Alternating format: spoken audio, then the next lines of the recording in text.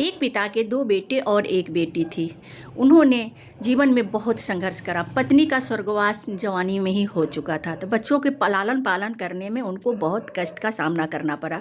बच्चे पढ़ लिख गए, उन लोगों के शादी ब्याह वो कर दिए और गांव की ज़मीन बेच करके और दोनों बच्चों को दे दिया और कुछ पैसे बाद में मिलने वाले थे। तो वो बच्चों को लेके शहर में जाके बस गए।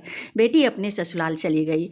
फिर बाद में जो गांव का पैसा ज़मीन का मिला, फिर उन्होंने सोचा कि क्या मैं करूँगा, बुढ़ौती में 2 रोटी से मतलब है, बच्चों में दे देता हूँ। फिर उनके मन में ख्याल आया, चलो परीक्षा लेते हैं, कौन बच्चा हमको कितना चाहता है और कितना मानता है। तो सबसे पहले वो बड़े वाले बेटे के दरवाजे पे गए।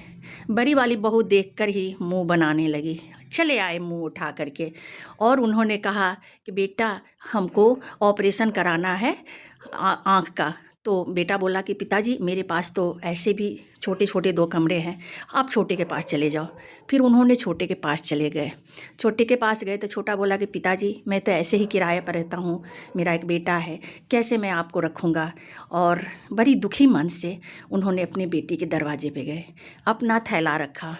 बेटी ने बहुत अच्छा से स्वागत किया और बोला पिताजी बताइए, तो मेरे आँख के ऑपरेशन कराने हैं और मेरे पास ये पैसे हैं।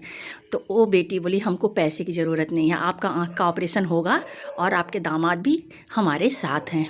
तब ये बात सुन के उनकी आंखों में आंसू आ गया कि दोनों बेटे बहू पैसा के लालच में उन लोगों ने समझ लिया कि मेरे पास पैसे नहीं है, तो उन्होंने धुतकार दिया।